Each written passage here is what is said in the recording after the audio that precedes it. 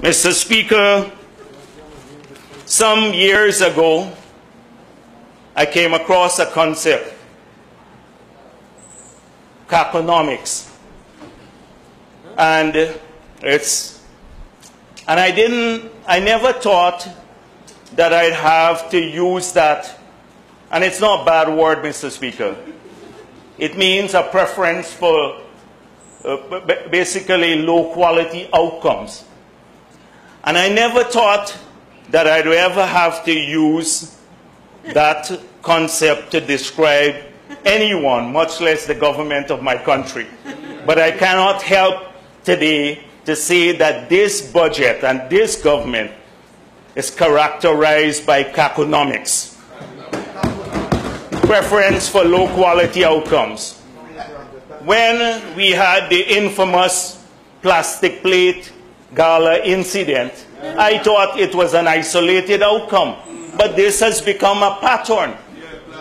They have elevated caconomics to science, Mr. Speaker.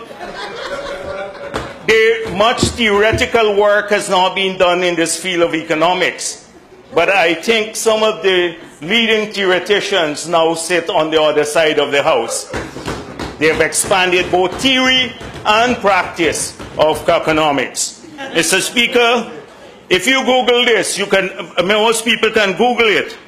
It asks some key questions. The golden rule is, how low can you go? Another question you would find on the internet is how to be mediocre and be happy with yourself. This is what we are getting from our government.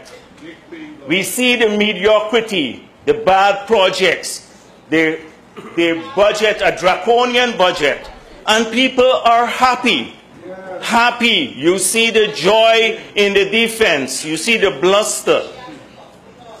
And, Mr. Speaker, this is what can be witnessed. If anyone in this country is looking at these chambers and the proceedings that go on, you could see that we have a minister of business who is obsessed with indices and planning for the future.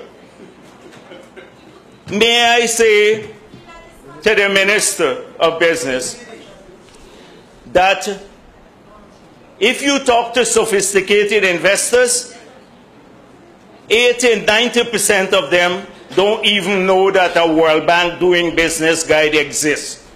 And you do a survey for yourself from the other side. Obsession with indices don't change countries. Policies, clarity of thought, right signals, the right incentives to the private sector.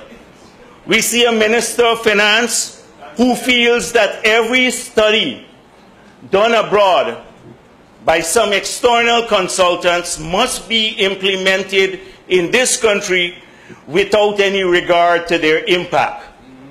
Because if that was not the case, we would have never had this horrendous VAT proposals that they put to us, or these VAT proposals.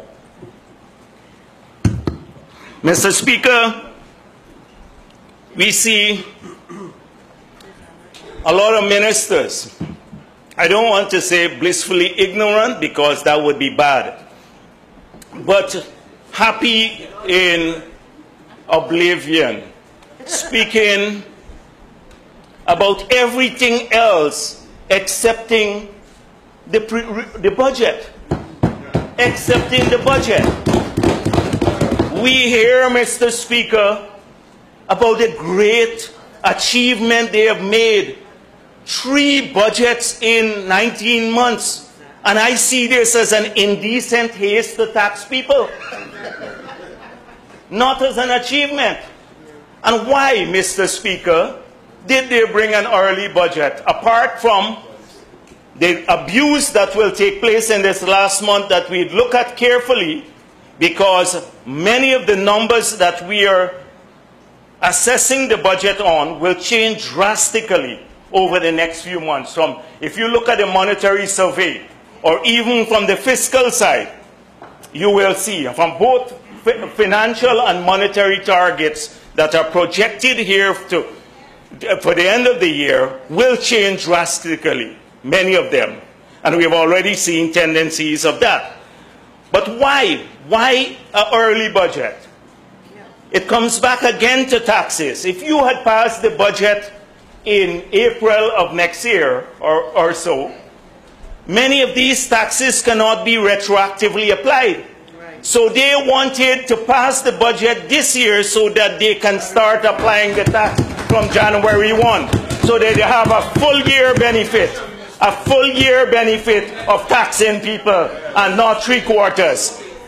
But the achievement has been, the minister did it, this is our achievement. We brought it early to the House. We brought it early. There is a motive behind this, Mr. Speaker. And the motive is taxing people more and collecting more from them.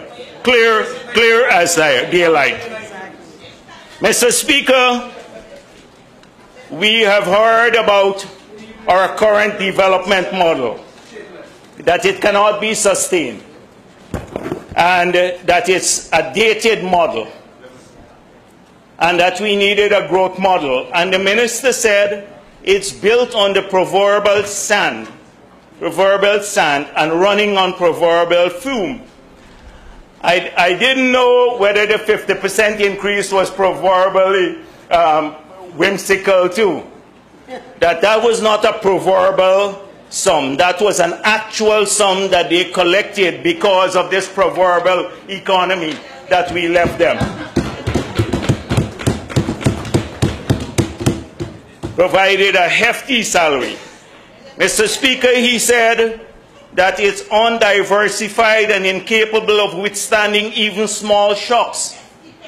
But when the PPP, when the oil prices moved from $20, in fact it was $14 a barrel, to over $120 a barrel, we withstood that shock. It was one of the worst shocks.